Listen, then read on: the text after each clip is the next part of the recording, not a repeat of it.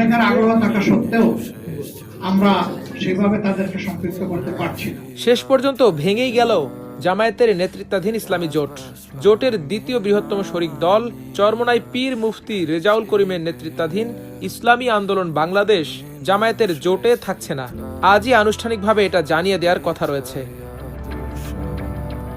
গত এক সপ্তাহ ধরে জোট শরিকদের সাথে দফায় দফায় আলোচনার পর ইসলামী আন্দোলনের পক্ষ থেকে জানানো হয়েছে কমপক্ষে ৮০ আসন না ছাড়া হলে তাদের পক্ষে জোটে থাকা সম্ভব নয়। এ পরিস্থিতিতে জামায়াত ও ইসলামী আন্দোলন ছাড়া জোটের অন্য শরিকরা আলাদাভাবে বৈঠক করেন। সেখান থেকে খেলাফত মজলিসের এক অংশের আমির মাওলানা মামুনুল হক আবারও চরমোনাইয়ের পীরের সাথে যোগাযোগ করেন।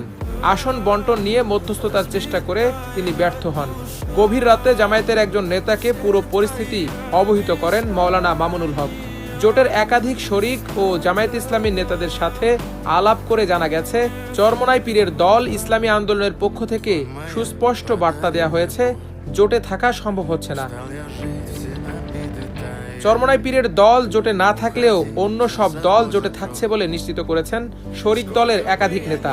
অর্থাৎ ১১ দলীয় জোট এখন ১০ দলীয় জোট হতে যাচ্ছে।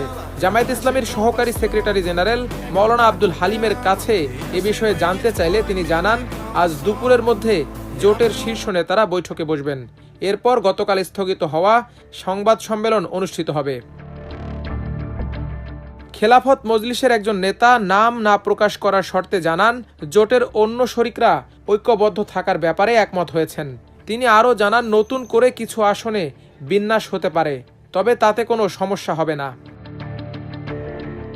জোটের একাধিক নেতা জানিয়েছেন, জাতীয় নাগরিক পার্টি বা এনসিপির যোগদানের পর থেকে ইসলামী আন্দোলনের পক্ষ থেকে চাপ বাড়তে থাকে। এনসিপির জোটে যোগদানকে স্বাভাবিকভাবে নিতে পারেনি ইসলামী আন্দোলন বাংলাদেশ। এরপর দলটি দাবি করে ১৪৩টি আসনে তাদের বিজয়ী হওয়ার মতো সমর্থন আছে। এনসিপি ও জামায়াতের প্রভাবশালী নেতাদের আসন দাবি করে দলটি। প্রথমে ইসলামী আন্দোলনের জন্য ৪০ আসন ছাড়া হয়, পরে তা ৪৫টিতে গিয়ে দাঁড়ায়। এর সাথে ৬ থেকে ৭টি আসন উন্মুক্ত রাখার প্রস্তাব দেওয়া হয়, কিন্তু ইসলামী আন্দোলন ৮০ আসনের জন্য অনড় ছিল। জোটে অন্য শরিকরা চরমোনাইয়ের পীরকে বোঝানোর চেষ্টা করেও ব্যর্থ হন। অপরদিকে ৮০ আসন ছাড়ার কোনো সুযোগ ছিল না জামায়াতের, কারণ এতে সম্ভাবনাময় আসনগুলো শুধু হাতছাড়া হবে না, একটি দলকে বিপুল সংখ্যক আসন ছাড়লে অন্য দলগুলোর পক্ষ থেকে আরও বেশি আসন দাবি করা হতো।